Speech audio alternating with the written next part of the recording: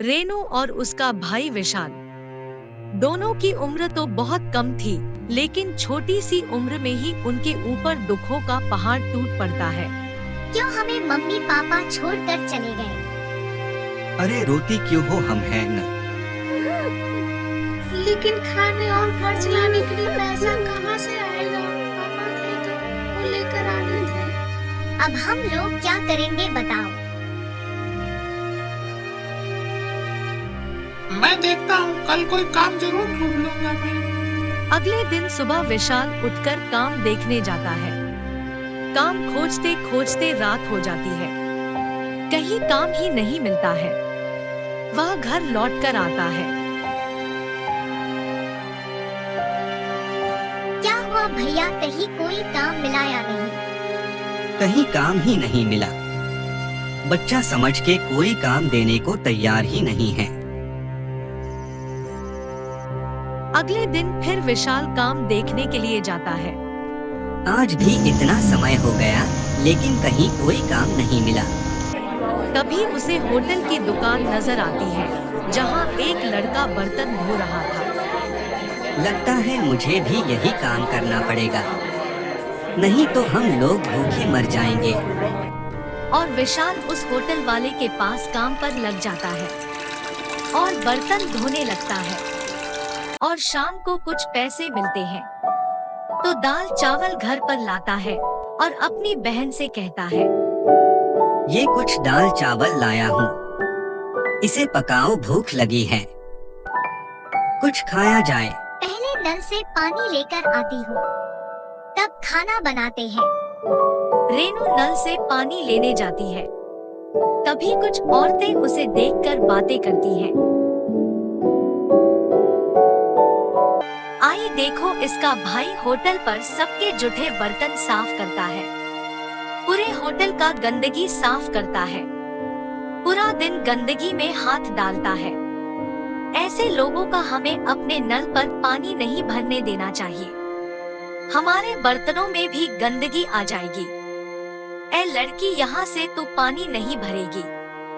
लेकिन काकी, हम यहाँ से पानी नहीं भरेंगे तो कहाँ से भरेंगे? हमें क्या पता, चल भाग यहाँ से तू, नहीं तो पूरे नल को गंदा कर देगी। रेनू रोते हुए घर वापस आ जाती है। क्या हुआ रेनू, तुम रो क्यों रही हो? तुम तो पानी लेने गई थी। रेनू विशाल को सारी बात बता देती है। क्या करता रेनू, कुछ काम ही नहीं मिल पा रहा था, इसीलिए ये होटल पर बर्तन धोने का काम कर लिया। कोई बात नहीं भैया, अब मैं पास के कुएं से पानी भर के लाया करूंगी। फिर रेनू कुएं से पानी लेने जाती है और बहुत दुखी रहती है। फिर भी धीरे धीरे वो जाने लगती है पानी लाने। गांव से बाहर एक कुआं रहता है, जो बहुत ही पुराना होता है। वहां से कोई पानी लेकर नहीं आता है। वहीं रेनू पानी लेने पहुंचती है। इस कुएं में तो बहुत मिट्टी वाला पानी है। थोड़ी देर पानी मैं निकालती हूँ, क्या पता पानी साफ आ जाए। रेनू पानी निकालने लगती है। उसे पानी निकालते हुए काफी देर हो जाती है, लेकिन पानी वैसा ही गंदा निकलता है। अब मैं क्या करूँ, कहाँ से पानी लाऊं? और रोती हुई रेनू वही पानी लेकर घर आ जाती है। इतनी देर कहाँ लगा दी, कब से मैं इंतजार कर रहा हूँ यहाँ। उस कुएं का पानी बहुत ही गंदा था। सोचा थोड़ा पानी निकालूंगी तो पानी साफ निकलेगा, लेकिन मैंने बहुत सारी बाल्टी पानी निकाली, लेकिन पानी गंदा का गंदा ही निकला। हाँ, तो इतने सालों से बंद था, जमा हुआ पानी गंदा ही होगा, धीरे धीरे साफ हो जाएगा। रेनू जैसे तैसे उस पानी को कई बार कपड़े में छान छान कर थोड़ा पानी पीने लायक करती है और फिर वो उसी कुएं से पानी लाने लगती है। एक दिन, आज तो तबीयत ठीक नहीं है, ऊपर से इतनी दूर से पानी भी लाना है। जैसे तैसे रेनू पानी लेने कुएं के पास जाती है और बैठकर रोने लगती है। तभी उसकी आवाज सुनकर कुएं से निकलकर एक परी आ जाती है। अरे तुम क्यों रो रही हो? और तुम रोज रोज यहाँ से पानी लेने क्यों आती हो। पहले तो रेनू डर जाती है, लेकिन परी के समझाने पर वो सारी बात परी को बता देती है। तुम रोना बंद करो और अपने घर जाओ। अब से तुम्हारे सारे दुख खत्म हो जाएंगे। लेकिन तुम कौन हो? मैं कुएं में रहने वाली परी हूँ और इसके अंदर हमारी अपनी दुनिया है। कभी कभी यहाँ ऊपर घूमने आती हूँ। यहाँ तो कोई नहीं आता जाता है, लेकिन अब कुछ दिनों से मैं तुम्हें यहाँ से पानी ले जाते हुए देख रही हूँ और रोते हुए भी आज मुझसे रहा नहीं गया, इसलिए मैंने पूछ लिया। अब तुम जाओ अपने घर।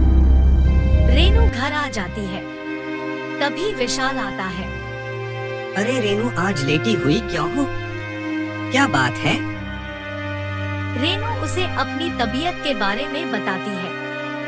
अच्छा, तो आज का खाना भी नहीं बनेगा। कुछ पैसे लाया हूँ, उन्हें पैसों से बाहर से कुछ खाने को ले आता हूँ, लेकिन पहले हाथ पैर धो लूं। विशाल जैसे ही बाथरूम में जाता है, वहाँ देखता है 2 नल लगे हुए हैं। अरे रेनू, ये देखो, ये क्या है? यहाँ बाथरूम में नल लगा हुआ है। रेनू दौड़कर बाथरूम में आती है और देखकर चौंक जाती है। ये नल यहाँ किसने लगाया? जरा चला कर देखो पानी आता है या नहीं।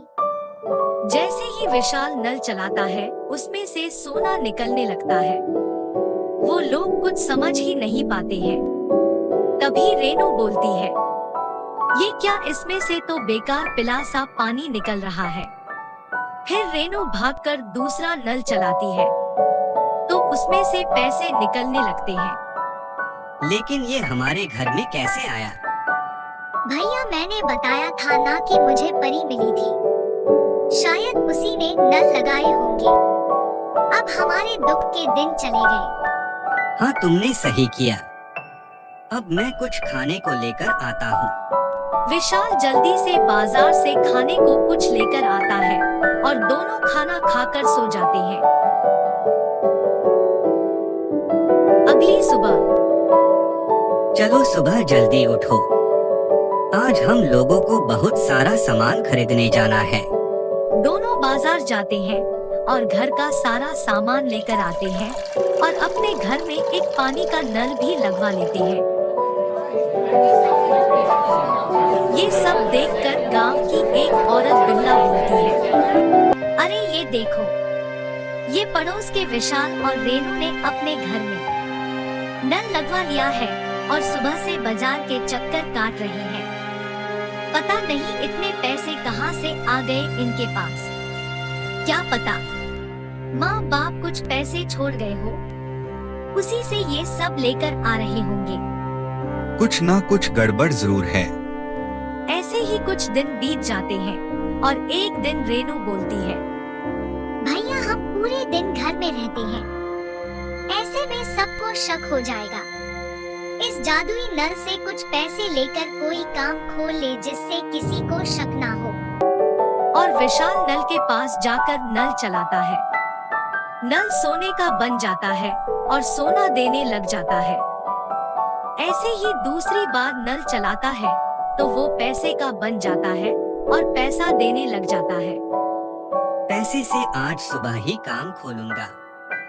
और अगले दिन विशाल उन पैसों से राशन की दुकान खोल लेता है। ये दोनों भाई बहन दिन पर दिन तरक्की करते जा रहे हैं।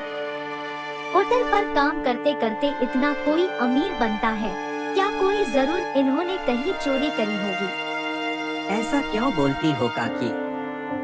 हाँ, तेरे बाप तो खजाना छोड़कर गए थे ना, जो तुम दोनों मिलकर मौज कर रही हो। भैया तुम चलो यहाँ से, काकी तो ऐसे ही बोलती रहती है। और दोनों वहाँ से चले जाते हैं। उसी दिन रात को बहुत तेज आंधी तूफान आ जाता है और विमला के घर की दीवार गिर जाती है।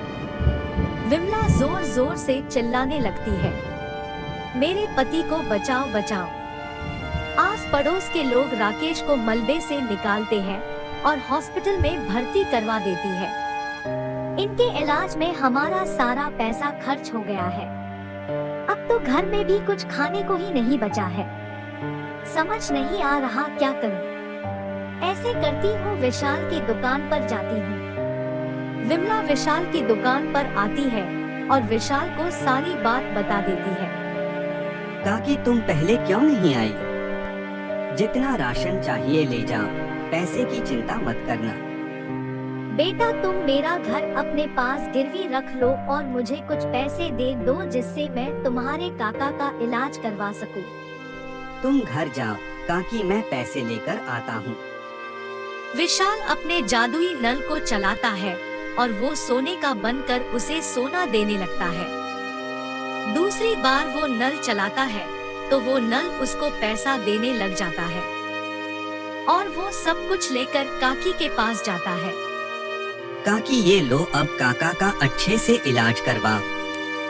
मैंने तुम्हारी कितनी बेइज्जती करी है लेकिन तुमने हमारी फिर भी मदद की। कोई बात नहीं काकी, इंसान ही इंसान के काम आता है। कभी भी किसी परिस्थिति में इंसानियत नहीं छोड़नी चाहिए। Subscribe please.